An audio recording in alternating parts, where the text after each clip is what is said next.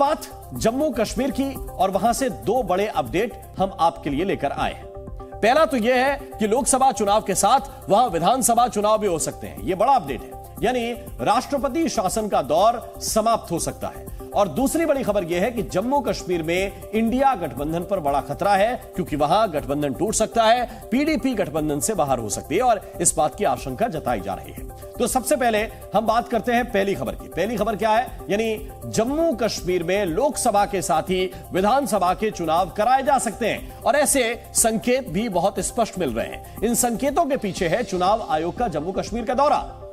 12 और 13 मार्च को चुनाव आयोग जम्मू कश्मीर का दौरा करेगा, जिसमें मुख्य चुनाव आयुक्त राजीव कुमार, चुनाव आयुक्त और दूसरे जो अधिकारी हैं वो मौजूद रहेंगे, शामिल रहेंगे। जम्मू कश्मीर के दौरे के बाद चुनाव आयोग यह तय करेगा कि वहां पर लोकसभा के साथ विधानसभा चुनाव भी कराए जाएं या नहीं कराए जाएं। सूत्रों के मुताबिक 15 या 16 मार्च को चुनाव आयोग लोकसभा चुनाव की तारीखों का ऐलान भी कर सकता है। तो सुप्रीम कोर्ट ने इसी वर्ष अक्टूबर 2024 तक विधानसभा चुनाव कराने का आदेश दिया था। इसी के बाद चुनाव आयोग ने जम्मू कश्मीर के दौरे का प्लान बनाया है। क्या होगा यह देखने वाली बात होगी, लेकिन फिलहाल तो चुनाव से पहले जम्मू कश्मीर में इंडिया गठबंधन पर बड़ा खतरा है। कैसे, उसे समझने के लिए आपको एक छोटी सी रिपोर्ट दिखाते हैं।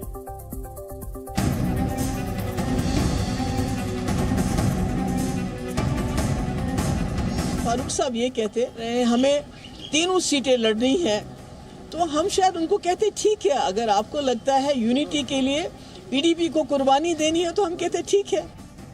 महबूबा मुफ्ती की जुबान में फारूक अब्दुल्ला से शिकायत तो है ही, इंडिया गठबंधन के टूटने के संकेत भी नजर आ रहे हैं। तो क्या माना जाए कि पश्चिम बंगाल के बाद जम्मू कश्मीर में भी इंडिया गठबंधन करीब करीब टूटने वाला है। कम से कम महबूबा मुफ्ती के बयान से तो ऐसी ही खबर छलक रही है।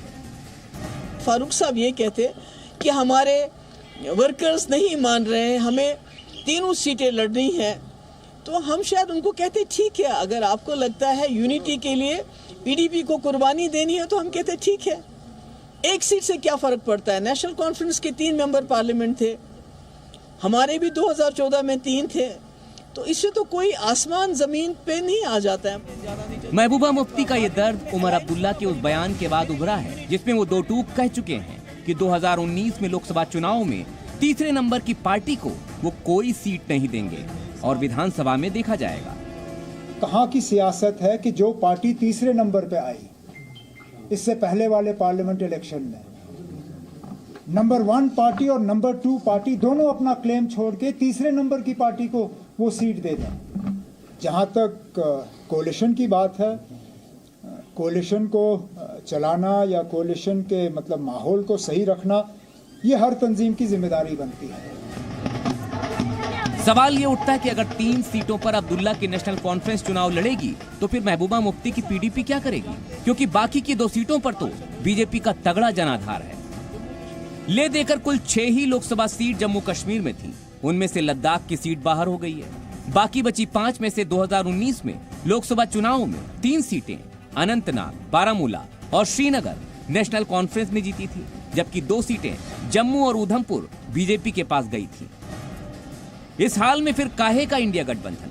हालांकि महबूबा अब कांग्रेस के भरोसे इंसाफ की उम्मीद लगाए हैं, लेकिन बीजेपी कह रही है यह अन्याय का खामियाजा है।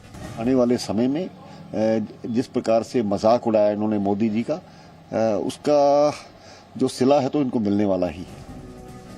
सवाल ये उठता है कि क्या महबूबा की उम्मीद परवान चढ़ेगी? फिलहाल कहना मुश्किल है, लेकिन जो कुछ हुआ है उससे गठबंधन में गांठ जरूर बढ़ गई है। नेशनल कॉन्फ्रेंस और पीडीपी 2 बड़े क्षेत्रीय दल अब आमने सामने दिख रहे हैं और निसंदेह ही इनका आमने सामने आना यानी वोटों का बंटवारा और इसका सीधा सीधा कहीं ना कहीं जो लाभ है वो भाजपा को होगा। और ये चुनावी उथल पुथल जो है अभी यहाँ पर चल रही है। हालांकि पीडीपी के अध्यक्ष महबूबा मुफ्ती ने ये ज़रूर कहा है कि वो इंडिया अलायंस में अभी शामिल है और कांग्रेस के साथ बात करने के बाद वो अंतिम निर्णय लेंगी। कैमरा पर्सन इरफान मंजूर के साथ खालिद हुसैन, जी मीडिया, कश्मीर।